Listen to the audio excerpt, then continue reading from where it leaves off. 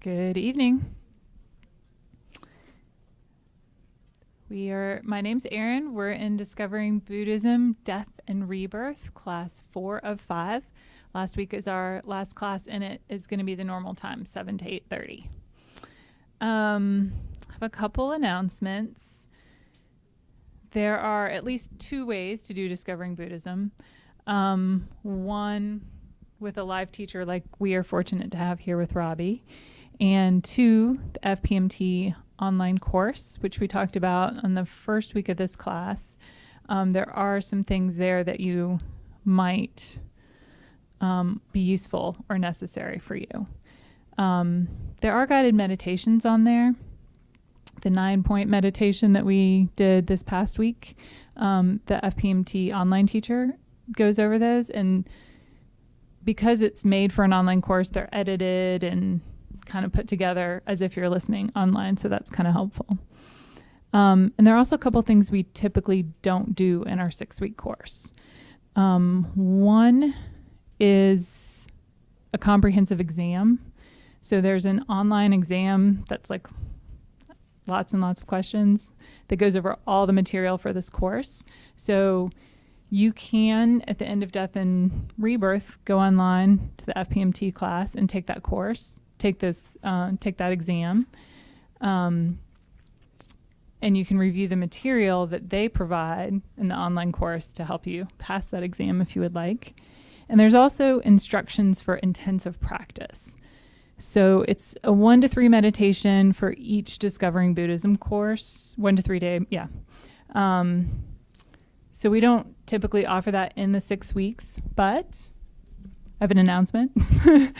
2 are coming up. So we haven't done this in a while, offering 1-day courses that kind of align with the Discovering Buddhism modules, but we are going to do one November 11th and one December 9th. And we're starting with the easier topics. So these are 1-day sessions, and they are, the first one's aligns with the how to meditate class. The meditations are continuity of consciousness, equanimity, clarity of consciousness, meditation on the Buddha. This is on the calendar. So if you go to go to our website, Kadampa Center, and look on December 9th and November 11th, and you'll see these descriptions. And then the one in December is the one that kind of aligns with, I think I said that backwards. The mind one is December, and the other one, how to meditate, is November. And the November ones are breathing, clarity of the mind, precious human life, purification, impermanence, meditation on the Buddha. So those are all great topics, whether you're taking this course for the first time or you've taken it before or you're not in this room. We'll be announcing it to the whole community because however long you practice, you still need to keep doing those meditations. So they're really good meditations to do every day or to refresh your memory on and things like that. So for those 2 1-day courses, the one in November and the one in December, we're not going to have an FPMT certified teacher like we have with Robbie here. It's going to be more of a group practice. So the idea with those 1-day intensives is that they are things that you can do on your own at home, sitting on your cushion. However, some of us need a little more motivation. We like to practice in a group. We like to come to this center that is just such a great place to practice because so much positive practice has been done here. So it helps us to have really good focus. So I think it's a good place to do it. So I volunteered to do the one in November and December, so I'll just kind of be facilitating that. And we'll just be doing it like based on what the FPMT guided meditations are. I think that's it.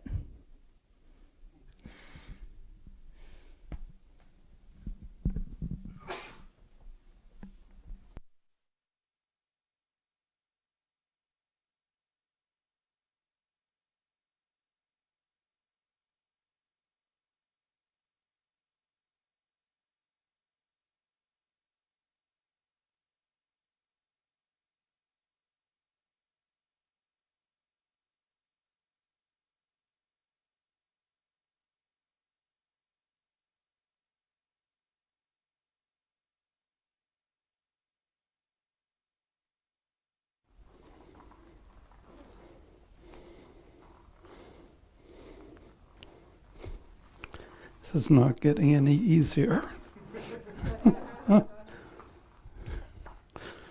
Okay. Testing. Okay. Let's begin with 3 prostrations.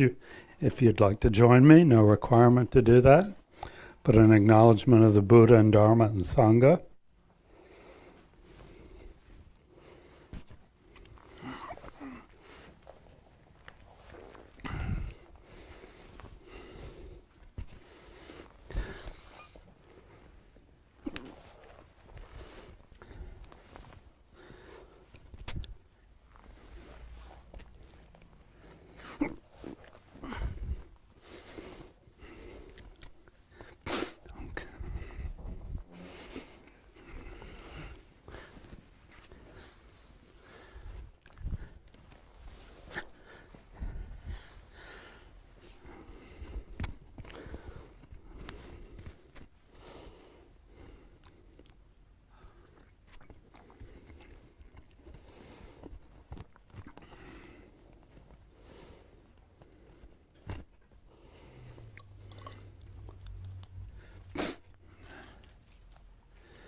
Okay.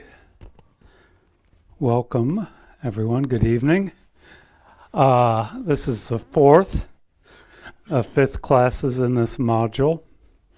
Tonight we'll be beginning to look at the death dissolution meditation, which is very complicated.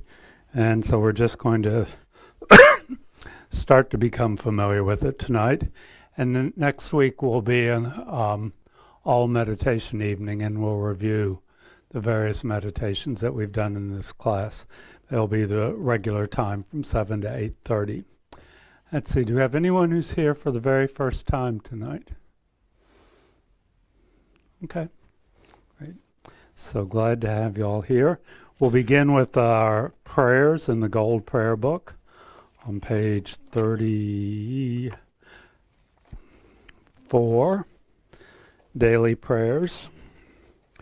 We'll start with refuge and bodhicitta 3 times, the 4 immeasurables, 7-limb prayer, and then tonight we'll add in the mandala offering, in which we imagine that we're offering everything wonderful in the universe, whether we actually own it or not, to the enlightened beings who are our spiritual guide. And this is accompanied by a, traditionally we do it with a hand mudra, a hand gesture that you're not required to do, but I know people are frequently interested in finding out about it. How many people know can do it? Yeah, a couple of people can. Yeah, you're getting there. The 2 ring fingers are pointing up together, okay? And then you cross your middle fingers in front of that, and then you use your index fingers to pull those down. And then you cross your pinky fingers and use your thumbs to pull those down. So it's kind of like open the church and see all the people with some variations. It symbolizes Mount Meru, the center of the universe, the 2 fingers pointing up, and then the 2 middle fingers and the 2 pinky fingers represent the 4 continents surrounding Mount Meru. So it's an image of the entire universe. So we make that and put it in front of us as if we're offering it. So everything wonderful in the universe. But don't get hung up on the hand mudra. That's not the most important part. The important part is the thought that goes with the prayers. So we'll do all these in English, starting with refuge and bodhicitta, which we read 3 times. I go for refuge until I'm enlightened to the Buddha, the Dharma, and the Supreme Assembly. By my practice of giving and other perfections, may I become a Buddha to benefit all sentient beings. I go for refuge until I'm enlightened to the Buddha, the Dharma, and the Supreme Assembly. By my practice of giving and other perfections, may I become a Buddha to benefit all sentient beings. I go for refuge until I'm enlightened to the Buddha, the Dharma, and the Supreme Assembly. By my practice of giving and other perfections, may I become a Buddha to benefit all sentient beings. May all sentient beings have happiness in the causes of happiness. May all sentient beings be free from suffering, the causes of suffering. May all sentient beings be inseparable from the happiness that is free from suffering. May all sentient beings abide in equanimity, free from attachment for friends and hatred for enemies. Reverently I prostrate with my body, speech, and mind. I present clouds of every type of offering, actual and imagined. I declare all my negative actions accumulated since beginningless time, and rejoice in the merit of all holy and ordinary beings. Please remain until the end of cyclic existence, and turn the wheel of Dharma for living beings. I dedicate my own merits and those of all others to the great enlightenment. This ground, anointed with perfume, strewn with flowers, adorned with Mount Meru, 4 continents, the sun and the moon. I imagine this as a Buddha field and offer it. May all living beings enjoy this pure land. Idam Guru Ratna Mandalakam Niryatayami. Okay. So we'll begin with some meditation.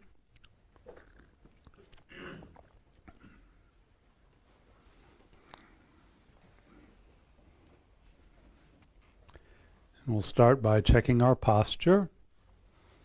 Our back a little straighter than we normally sit.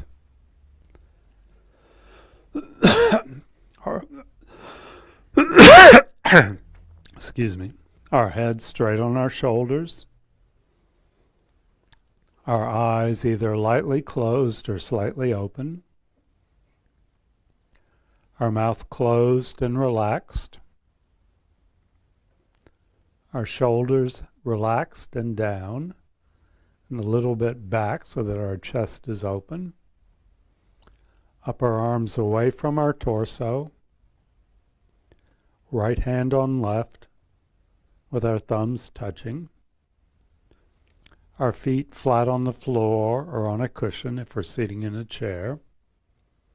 If we're on a cushion, we're a little bit to the front of the cushion, and our legs are in a posture that we find stable and non-distracting. The whole point of the posture is its stability. Once we establish it, it's self-maintaining for the duration of the meditation, and we don't have to be fidgeting with it. So check and identify any sources of tension or discomfort and address those now so they don't become a recurring issue during the meditation itself.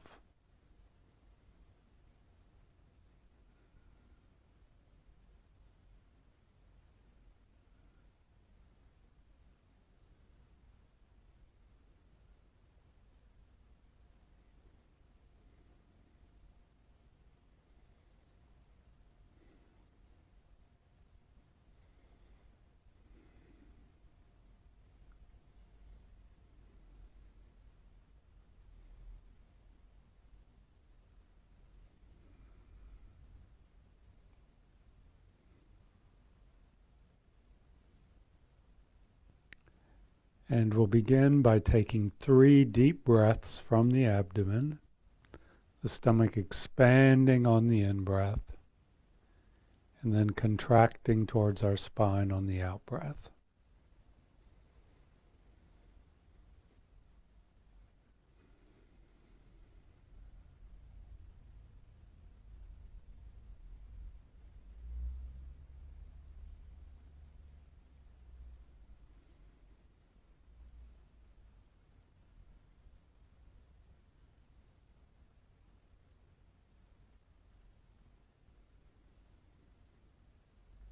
And now we allow our breath to return to its normal pattern.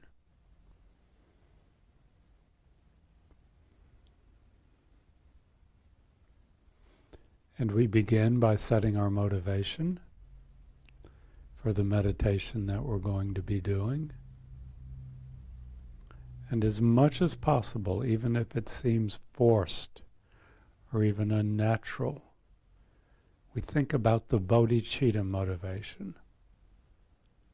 The motivation that everything I do, even something as simple as this little meditation, is done so that I may become enlightened, achieve the state of Buddhahood, in order to benefit all living beings. Myself, my family, my friends, my co-workers, those people I don't like, and those people and beings that I don't even know, that I'm not even aware of.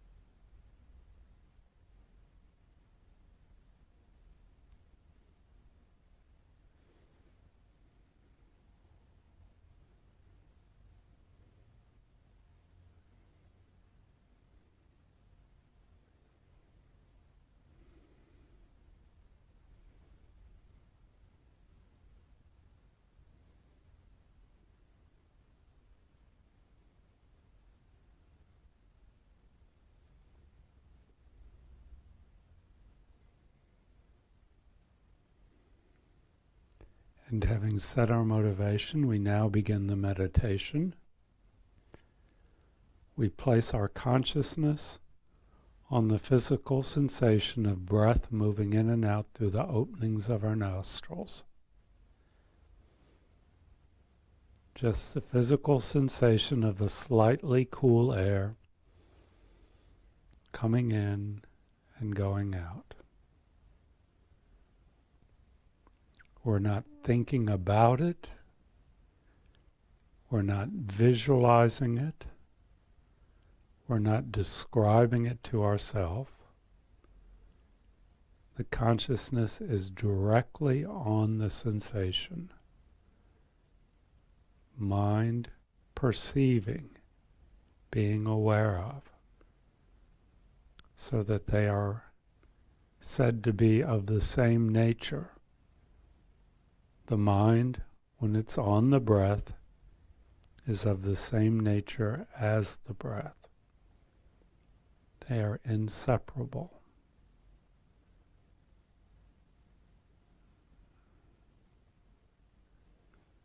And then when we notice that our mind has wandered off to another object, we gently set that aside and come back to the breath, over and over and over. And that is the meditation.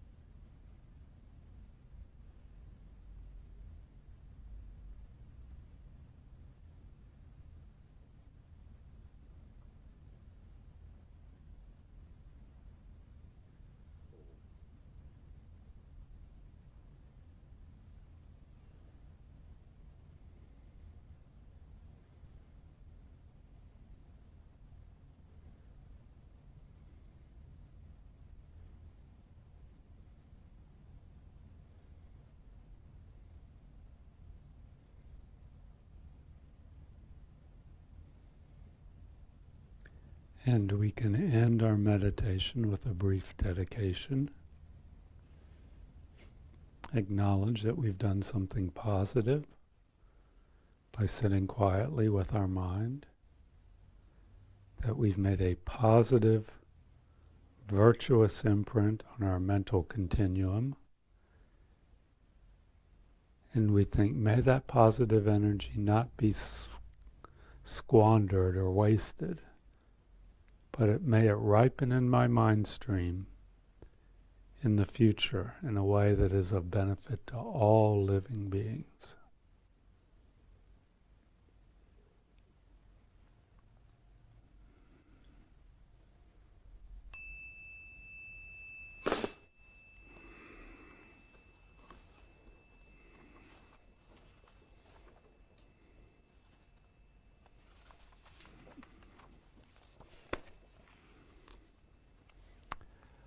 Okay, that's a very simple but difficult concentration meditation. The mind is placed on the chosen object, and we keep it there and keep coming back to it over and over again. Last week we did an analytic meditation, the 9-point death meditation, in which we use our mind's ability to think and reason and remember and compare and argue with itself. But again, we bring that ability to concentrate to the chosen subject. The subject for that meditation was death. Can somebody tell me what the 3 principal points in the 9-point death meditation are, the 3 basic headings?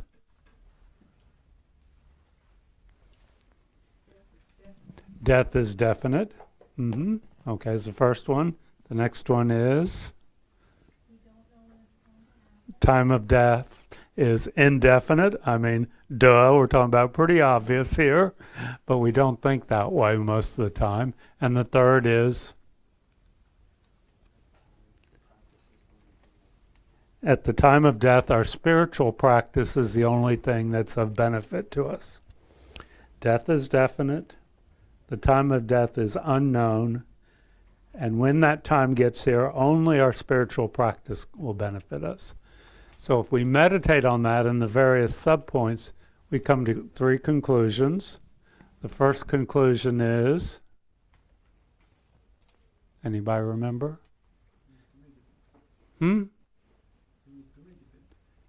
Yes, we need to practice. Yeah, we need to practice. The second conclusion is,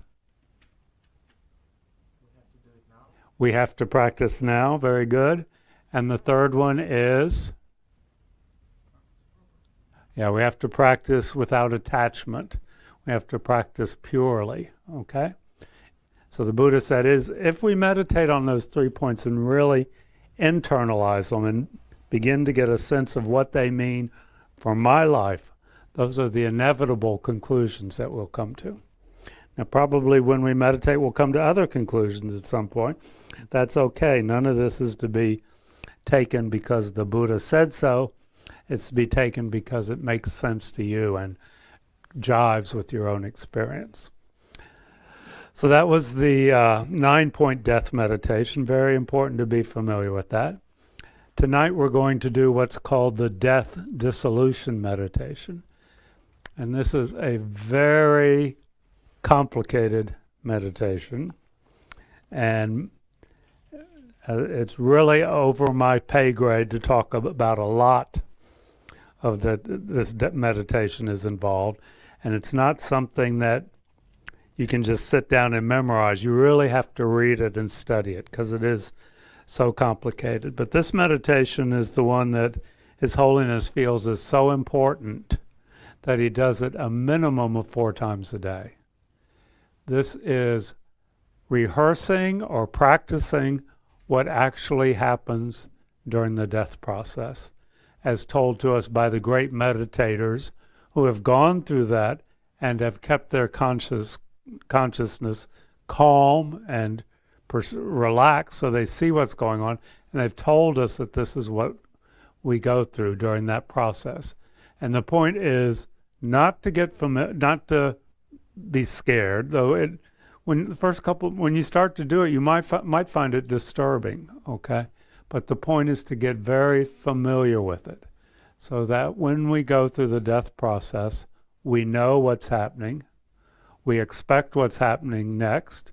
We're not going to be frightened or clinging or grasping, so that when the mind and the body do separate, the moment of death, and the mind goes into that intermediate state named the bardo, we're very clear, focused, and aware of what's going on, which will increase the chances of having a more favorable rebirth in the next lifetime, so that we can be of greater benefit to others, okay? Not because we want a good rebirth for ourselves, though that's nice, yeah. I mean, there's nothing wrong with wanting a favorable rebirth for yourself, but particularly choosing the next rebirth so that we can be of the most benefit to the most living beings. Okay, so we're rehearsing, practicing, and this is a type of meditation that's called visualization.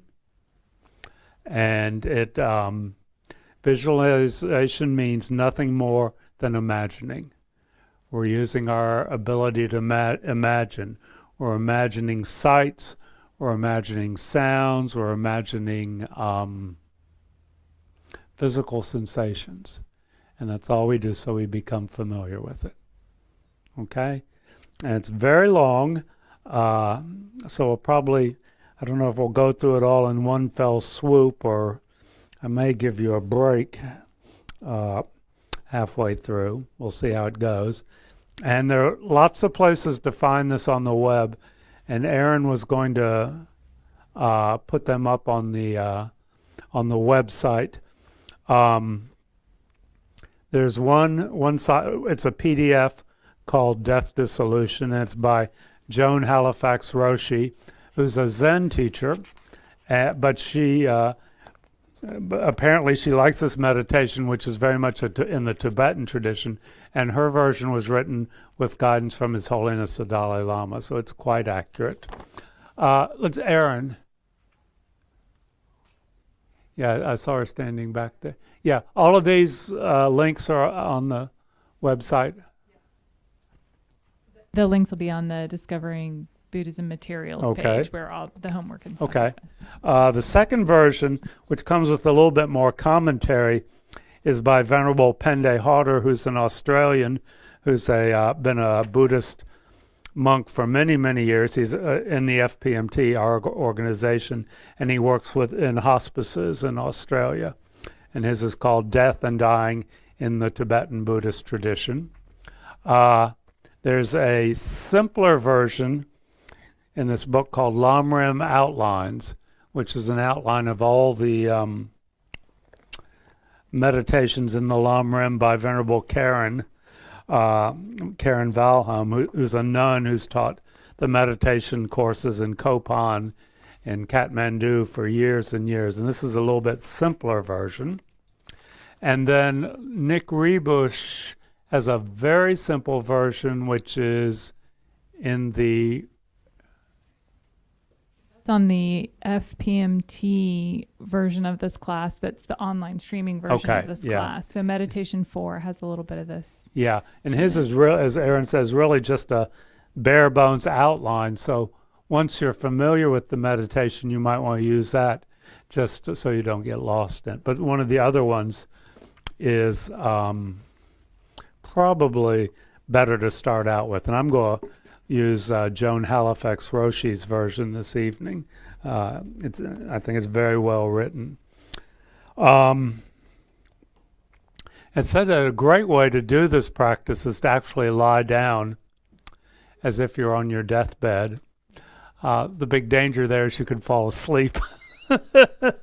Or does anybody know what how the Buddha died? What his posture was? Lying on his right side. Yeah, he's lying down on his right side, with his left arm on the side of his body, and the right hand. Yeah, he was like, not to be too seductive or anything, but he was like this. I don't know if I could keep that for an hour-long meditation, but if you want to, if anybody wants to lie down, you're welcome to do that. But as I say, if you're a busy person, the tendency is to go to sleep. I would like to try dimming the lights a little bit if we can get it. Yeah. Let's see what's. Yeah, no, that's too much. Why don't you turn the last one on? Yeah. Okay. And if you're going to lie down, have your head towards the altar, feet towards the back of the room, okay? You want the crown of your head towards the Buddha statue or anything like that. Hmm? No, this is fine. Yeah, let's try it like this, okay? Yeah. So we got some people who are going to go, okay, good. Okay. And that's what's referred to as the sleeping lion position. Make sure that you are comfortable and allow yourself to adjust your position as needed during the practice, as this will be a long meditation. So if you need to go from sitting on a cushion to a chair or something, that's fine. Don't worry about that. And if you're lying down, the top of your head is directed towards the image of the Buddha if one's available, or anything that represents the enlightened mind. It could be a picture of Jesus or Muhammad or a kindly grandmother or whatever. And the hope is that when we die, that the consciousness separates from the body and goes through the top of the head. That's said to be more favorable, but I can't really explain that. Okay. So we'll begin with a little bit of introduction, explaining how this meditate. Well, actually, I'm going to write some of this down.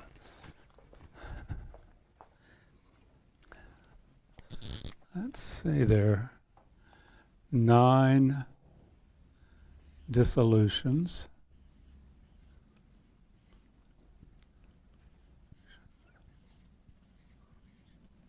4 of body. 5 of mind.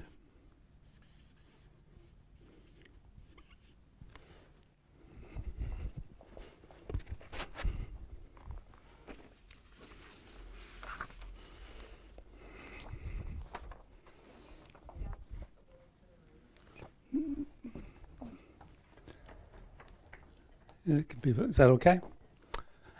And the 4 of body are based on what are called the winds. There are 4 winds, and they are earth. Let's see which order do they go in. Water, fire, and air. Okay, so those 4 dissolutions. And each dissolution is accompanied by an external sign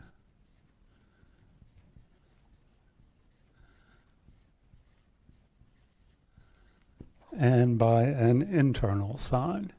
And I'm not going to write all those down, but just to give you an idea of the structure. The winds are said to be energies in the body that energies at the body that the consciousness is said to ride on these winds. So the various gross consciousnesses ride on these winds. And it's said that the earth wind dissolves or absorbs into the water wind, which then dissolves or absorbs into the fire wind, which dissolves into the air wind. So I can't really explain what those words mean, but it's a process of things coming in. The grosser consciousnesses are being shed, and the energy is absorbing down and down into deeper levels. And you'll get a sense of this when we do the meditation. And each dissolution or absorption is accompanied by external signs, And then it's also accompanied by internal signs, things that appear to our mind as this occurs. And as you'll see, it's quite complicated. And we do this meditation as if we had the good fortune, had created the good karma to have a very calm death, lying in our bed, just gradually fading out. And we all know that a lot of us won't have deaths like that. They may be violent in a car wreck or something like that, and we still go through this process.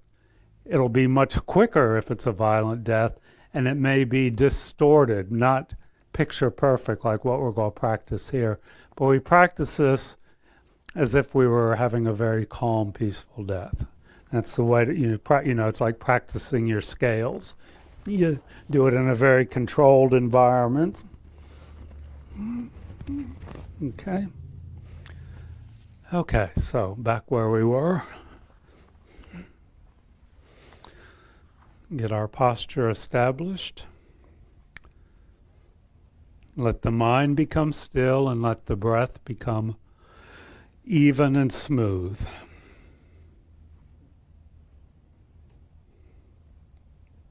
Whatever comes up, notice it, set it aside, and return to the meditation.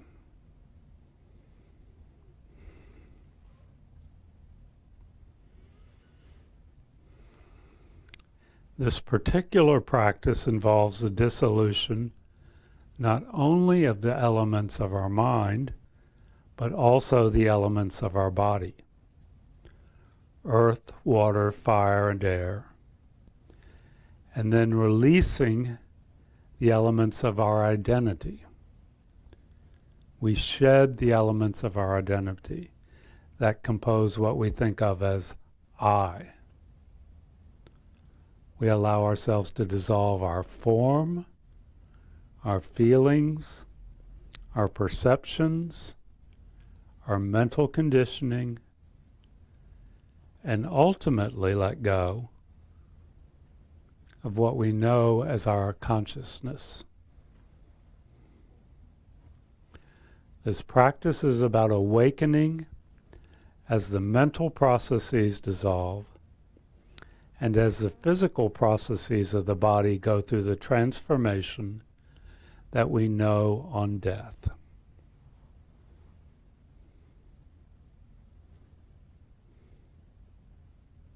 So just concentrate on the breath and let your body settle for a minute. Your body and mind settle, and the concentration is on the breath.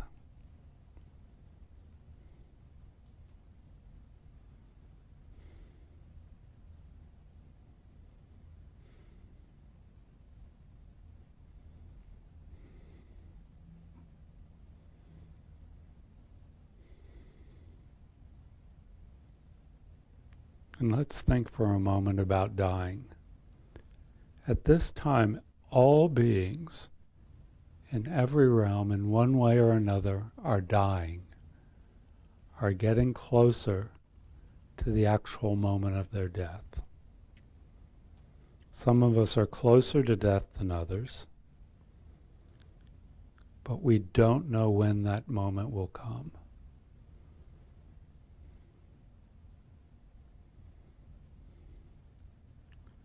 We all have a sense of who we are as a personality, as a character, as a being. And we are now going to release that identity into spaciousness.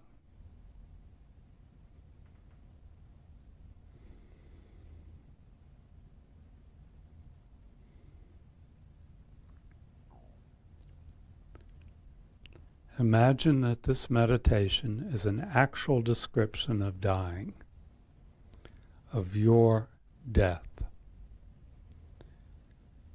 Notice what goes on as you do the practice. Let each feeling and sensation come up, pass through your mind and body, and then be released. This practice is about awakening to our essential spaciousness.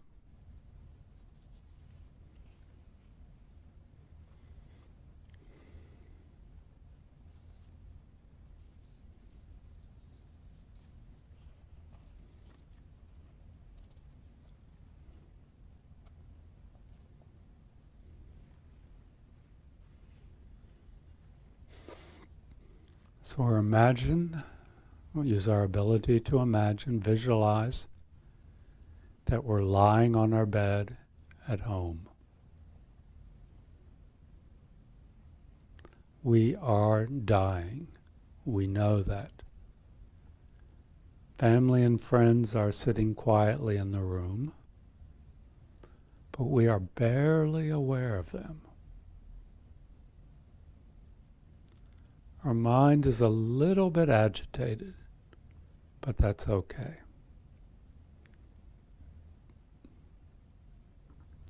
Our body is thin and weak. We can't even sit up in the bed. We can't pick anything up. Even lifting one arm is almost impossible. We don't have the energy to do anything but simply be here on the bed.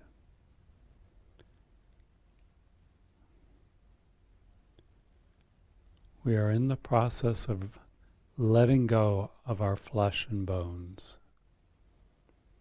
We let go as we begin the dying process. We feel that our body is becoming heavier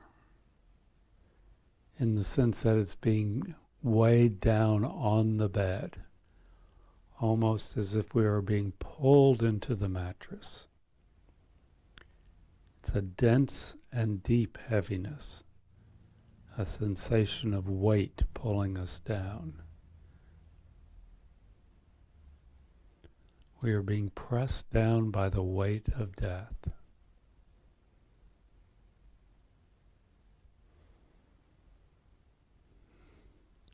Our sense of body becomes less and less clear, less and less definite. Our arms and legs no longer seem to be a part of us. It's as if they could just separate from our torso.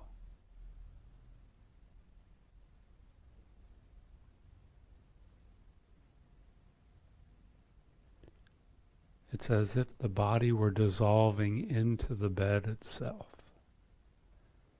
or as if we were sinking into water. And as we feel this sinking downwards, even greater physical weakness and tiredness comes upon us.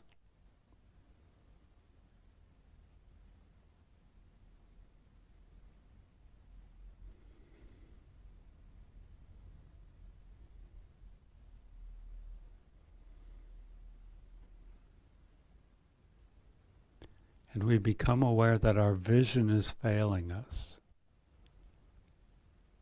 Everything is dim and dark. We can hardly even open our eyes a little crack. And if we can, we just see vague shapes and clouds and darkness. Our sensory perception of the world around us is fading. The outside world is slipping away from us.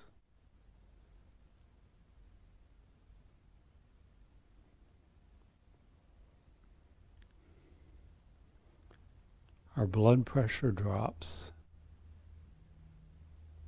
All the blood is moving away from our skin, from our face, into the central part of our body. We are drowsy and weak, and we have no interest in the outside world.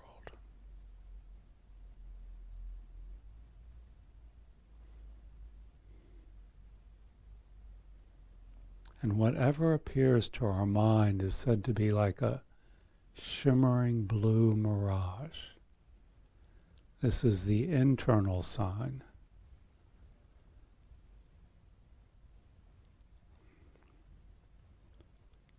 of the dissolution of the earth wind.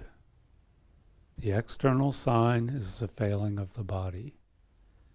The internal sign is the appearance of mirages. This is the dissolution of the body and our relationship to the physical world.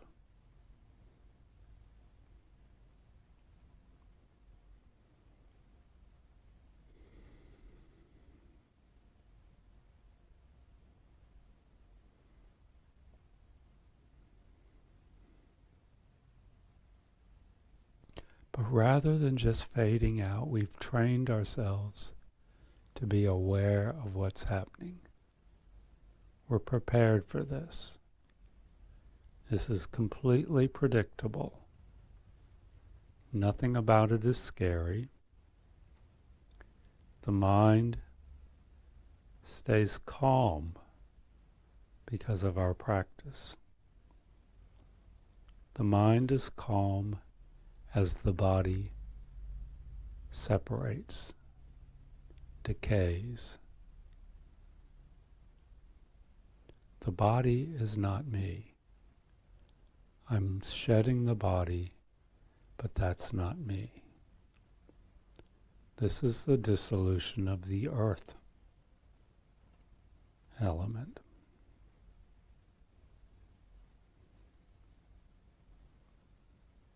As it sinks into water and form unbinds, the earth element absorbs into the water element.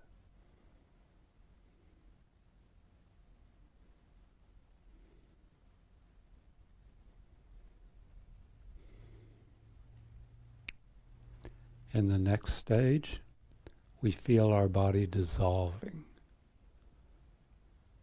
As we shed the body, our hearing is diminished. We lose control of the fluids in our body.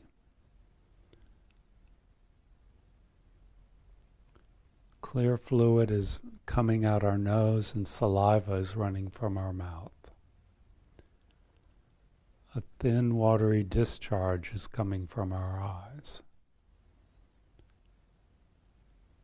We can hardly even keep the urine in our bladder. And our skin is clammy.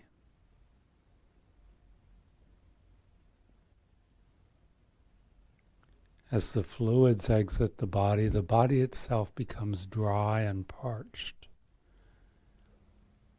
Our skin is papery, our lips are chapped, our tongue is thick and sticks to the palate, our throat is scratchy, our nostrils are burning with dryness, our eyes are sandy and gritty.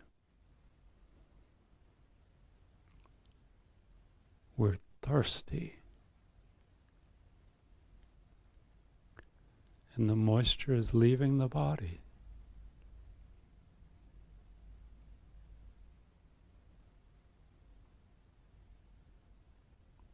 And our mind stays calm, and we let the fluid element of our body go.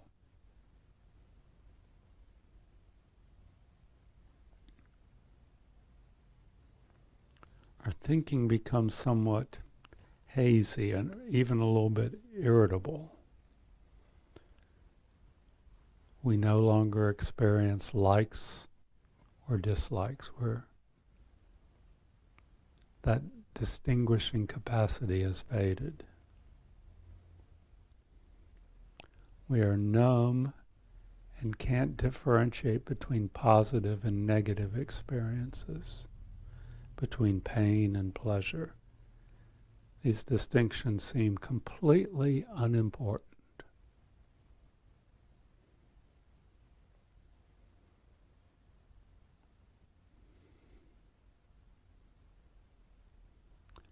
And the internal sign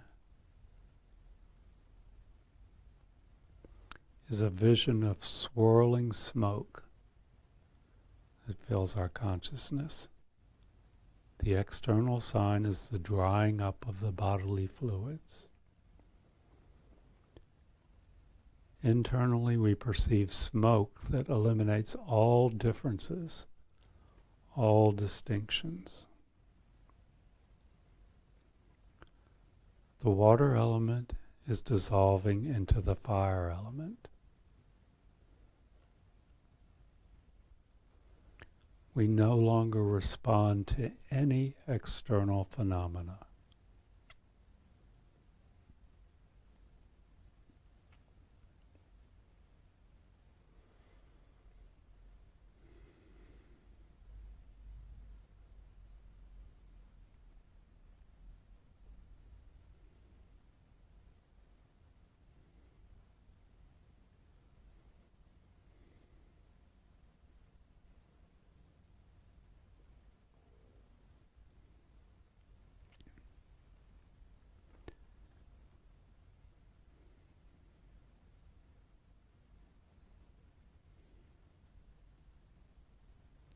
And now the fire element begins to dissolve into the air element.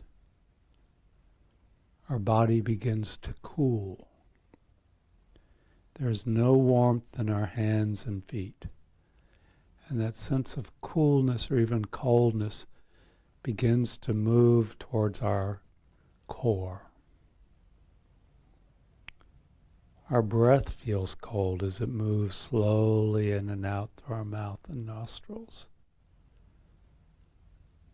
Our mouth and nose dry up even more, and our ability to perceive becomes even weaker.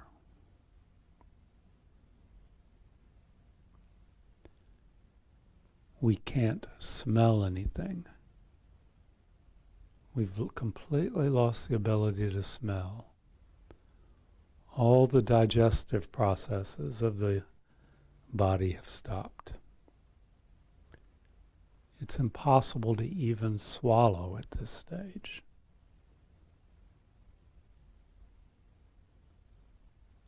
Our in-breath is weak and shallow, and the out-breath is longer than the in-breath. Our mind goes back and forth between lucidity and confusion.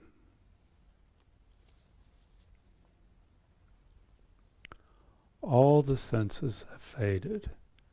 We can't see, hear, taste, touch, or smell.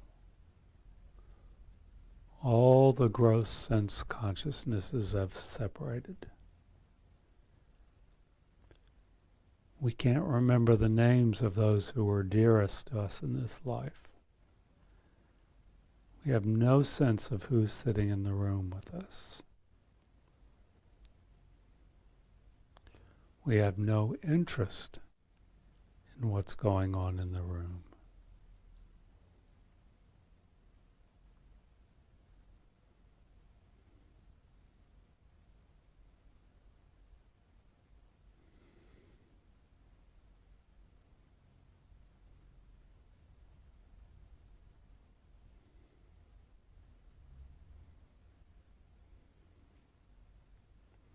And what appears to our mind now is a vision of sparks, swirling sparks behind our closed eyelids.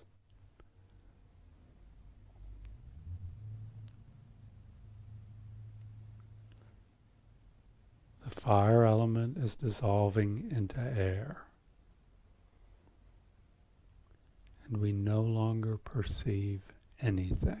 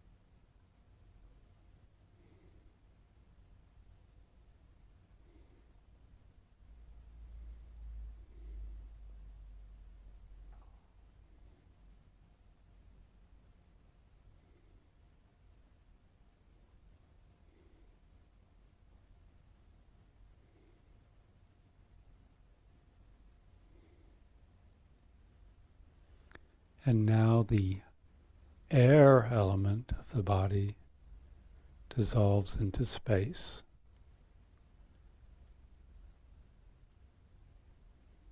We have given up any sense of volition or intention. There is nowhere to go, nothing to do, complete aimlessness.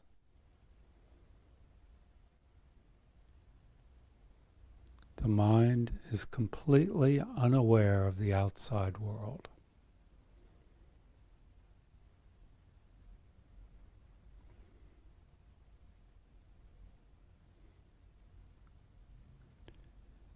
And at this stage, various visions appear to our mind based on the karmic seeds that we've placed on our consciousness. The visions may be completely filled with insight, an insight that can never be expressed in words. These visions can relate to who you were and how you lived your life. You may see family and friends in a beautiful surrounding. You may see saints or holy beings who are welcoming you. You may relive pleasant experiences from your past life.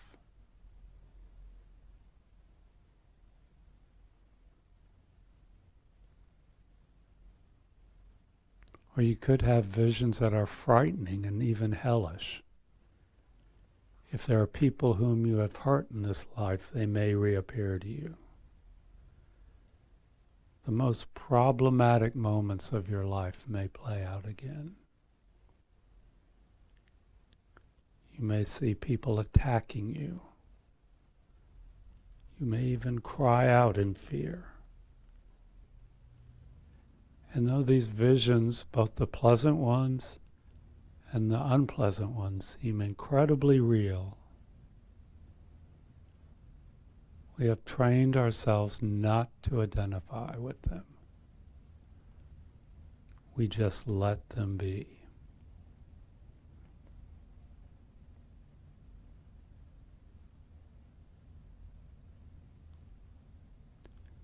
The air element is dissolving.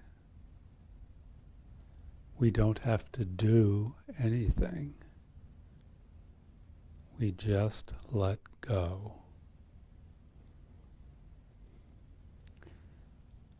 We can feel nothing. The last energy of our body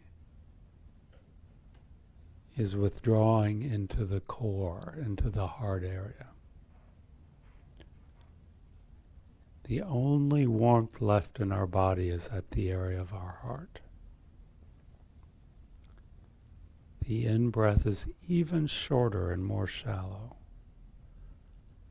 The out-breath is long and forced and uneven. Our eyes roll upward into our head. No intellect or personality or characteristics is present.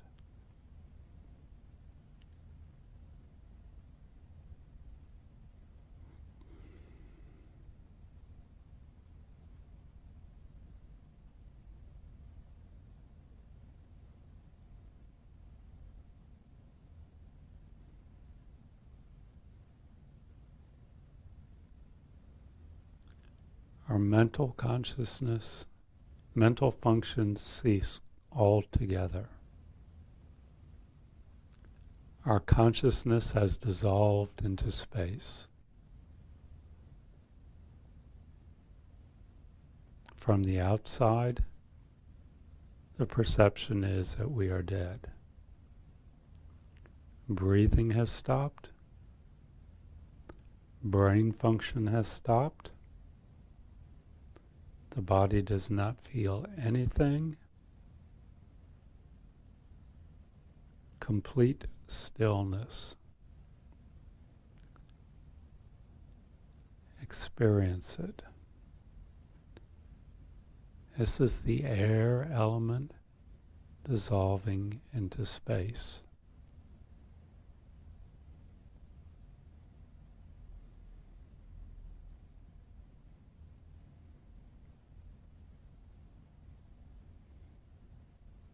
And the vision that appears in our consciousness is of a small, flickering light.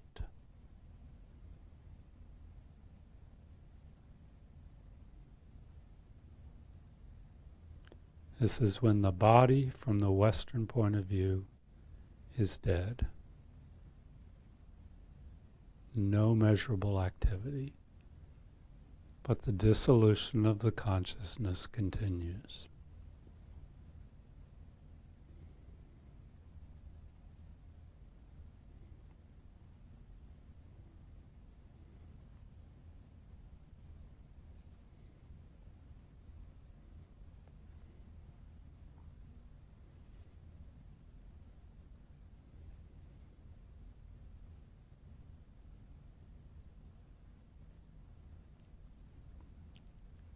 Everything now is the shedding of the grosser levels of consciousness and the more subtle levels of consciousness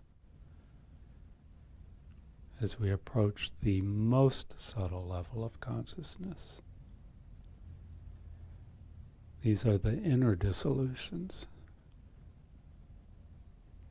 And now we experience from the crown of our head a small white drop representing the male essence is propelled downward by the inner winds through the central energy channel to the level of our heart. And as this occurs, all imprints of anger on our mind stream are transformed into clarity. And our experience is of a beautiful fall sky filled with sunlight. So the white drop moves down from the crown of the head to the level of our heart. All imprints of anger are transformed, and we have a vision of a beautiful sunlit sky.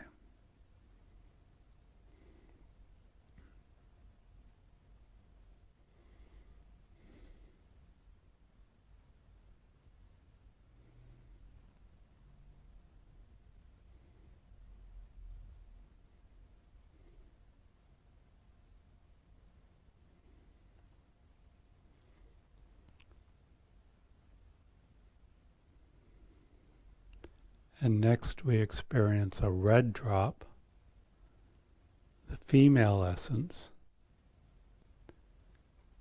again propelled by the winds on the energy channels from the base of the spine up to the heart.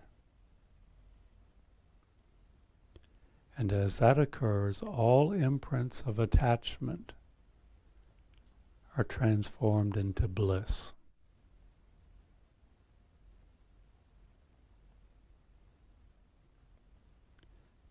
And our experience is of a brilliant copper red sky at sunset.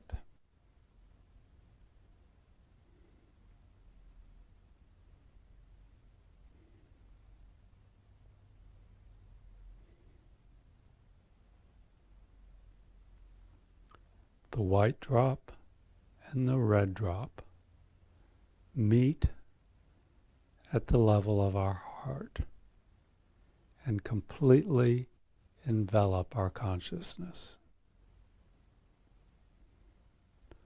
We have completely shed the conceptual mind.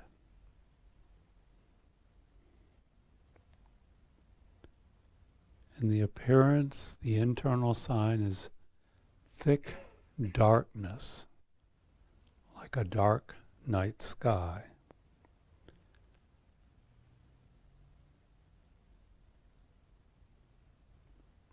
and we dissolve into unconsciousness.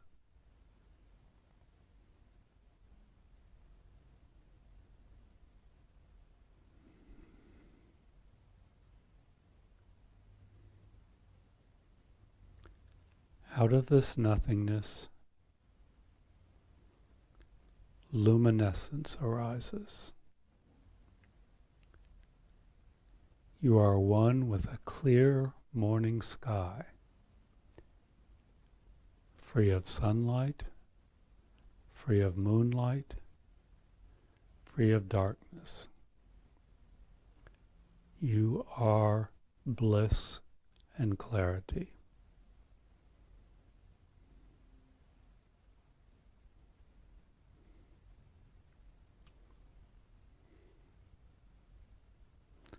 The clear light consciousness is liberated, free of the body, free of the gross conceptions. This is our ultimate nature. This is who we are. This is a direct experience of our clear light consciousness. And this is the actual moment of death. So we just stay with that experience for a moment. The direct experience of the pure, clear consciousness.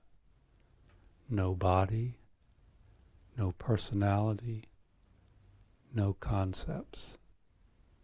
Pure, uncontaminated consciousness, our true essence.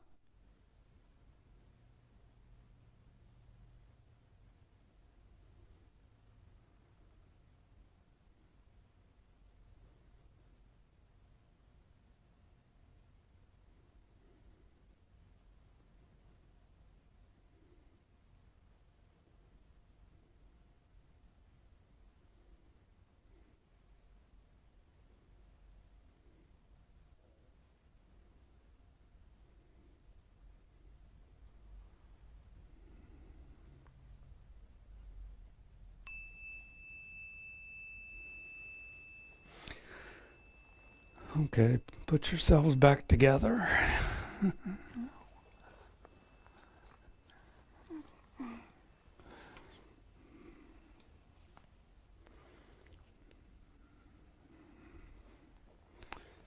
As I said, that's the version of Joan Halifax Roshi that she worked on with His Holiness the Dalai Lama. But that's jives very much with the other versions that I've read. Who found that scary or upsetting?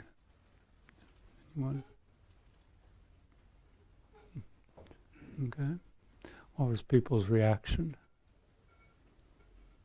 Let's see. Yeah, do we have a mic? Yeah. Or questions? Question. Yeah. Okay, so first of all, I thought maybe towards the beginning it was a little more scary because I definitely was like feeling attachment to my body. Yeah, and that's something you shed. Yeah, so right, you moved. Right. And I was like, no, not ready.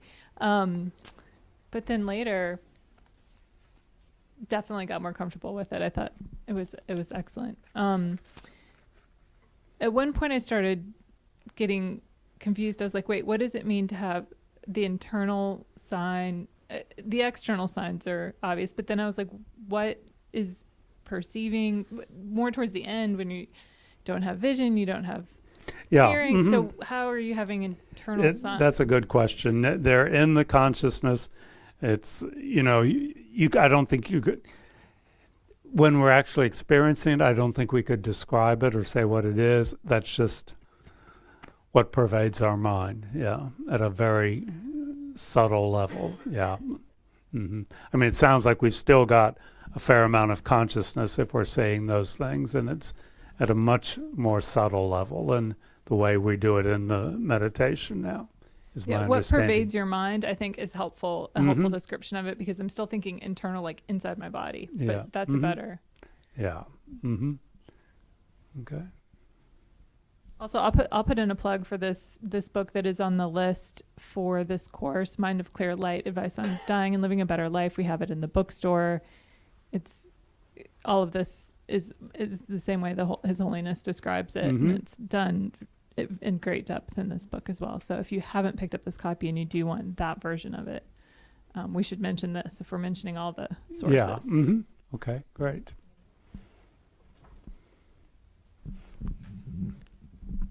I have a lot of questions. I probably don't have that many answers. So I guess the first one is I'm trying to understand where this concept comes from. Is this is what the Buddha thinks this is what's happened, or like he's had this experience in a past life and he's sharing this? Yeah, so he is sharing his experience. Okay. Yes. And the next question was like, is this what you should meditate on? Because I had a completely different experience to where when we were talking about the earth, I felt like my body was dissolving into earth. And then like being washed and turned into like mud with the water, and then eventually turning to air, because like the fire was more like the sun making it evaporate into the air. And but that was completely different than I mean really that weird. I don't think there's anything wrong with that. The Buddha is just saying, based on my memory of having gone through this countless times, countless rebirths, this is what happens every time. Okay. And you may not, the more prepared you are for it, the better the experience is going to be. Gotcha. Okay. Yeah. So he wasn't just kind of he's just describing what he saw. That's all. And he said, I've found this helpful. If you find this helpful, do it. If you don't find it helpful, set it aside. Okay. No, I did find it was really actually very peaceful, because I feel like you're letting go of the attachments that you have, and that's very peaceful. Yeah. So that's it. Yeah, and then that experience of the clear light at the end, is, if you have some experience with this more than I do, it is said to be an extremely blissful experience to meditate on that. Cool. Yeah. Thank you.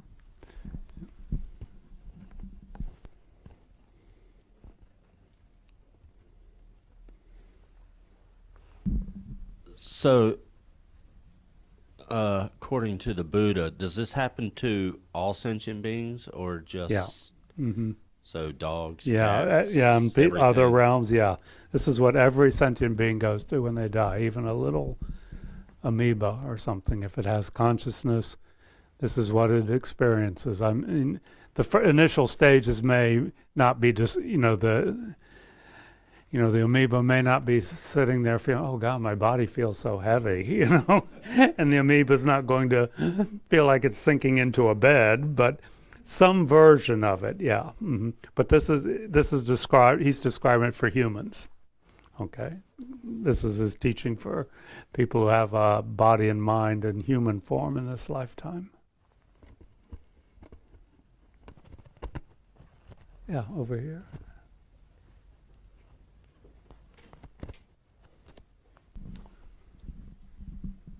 So at what point do we select, our karma selects where we are going? Because wouldn't we want to stay in that blissful place? Yeah. Okay, so what we've done is we've shed everything but the clear light consciousness. And for most of us, we're so freaked out by what's going on, by losing everything, our body, our mind, our personality, that we're terrified at that point, and we just rush through the bardo and grab the next rebirth, and we don't even experience, we just almost miss that experience completely. Okay, so the Buddha is saying, look for this so you're prepared, because a great meditator, someone who's highly trained, can stay with that clear light consciousness at the end, and that's when they have choice. Okay, they're in the bardo, and then they choose their next rebirth. Okay, and the consciousness joins when the red and white elements from the mother and father join in the womb, that's when the consciousness joins with the physical body that either our karma forces on us or that we've chosen if we've really practiced. Yeah, so then the thing, it's not exactly the same, but then the clear light consciousness, all this stuff is added back onto it, okay? You get the various levels of consciousness, and then you get the body, and that's rebirth. Mm-hmm. Yeah, it kind of goes in reverse. Not exactly, though. Yeah, back here.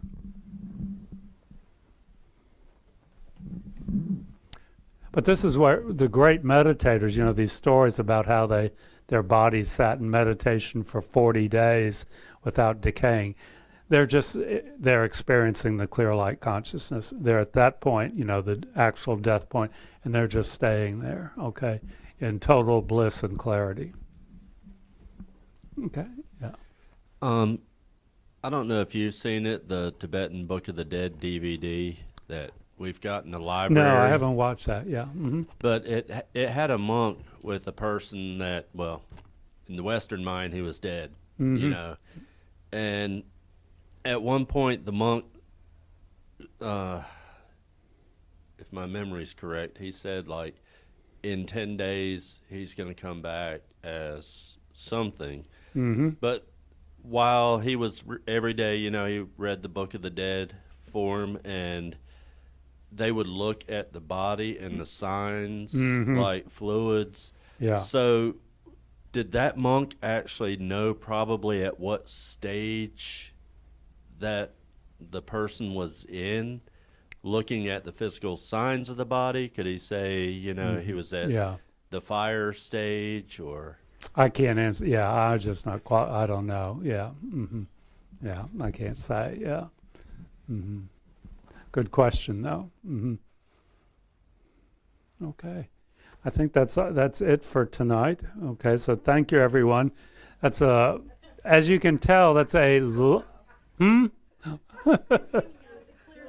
yeah.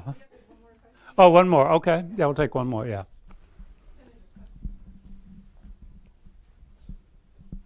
Make it a hard one. Make it hard. I did read the book that Aaron was holding Mm-hmm. up. Very, very interesting. You will have to read it several times. At least I will. Mm-hmm. And there was one thing in there that after I read it, I tried to go back and find it. So let's see if you have. It said there was 4 signs that as you're aging that you know that you're getting closer to death. And it started with like P-R-O, Predin. I am not familiar. Something no. like Yeah. cataracts and Uh-huh. cataracts. I want 3 cataracts. Yeah, I'm not. I don't know that. Yeah. So I uh-huh. guess I'll go back. Go back and read look and tell very us next carefully, week. Yeah. And uh-huh. if I find it, I'll let you Yeah. know. Okay. I saw the same. You saw the same thing. Okay, so you're not imagining it. Yeah. Predispositions, things that. Kind of tell you you're. Okay. Okay. Okay. Yeah. If you could check and let us know what they are next time, that'll be good. I will do that. Okay. So I didn't print the homework out, but it's to finish all the readings, study the death dissolution meditation and get familiar with it. And if you want to sit and practice some of that in meditation 5 days this week, that'll be good. And then we'll do it again next week. It's hard to go through the whole thing at one time. Yeah, typically we don't have 40 minutes, but first thing is just to become familiar with the structure of the meditation, so work on that. And then next week we'll have our little mini meditation retreat, for an hour and a half. Okay? Anything else, Aaron? Is there going to be a discussion afterwards? Okay.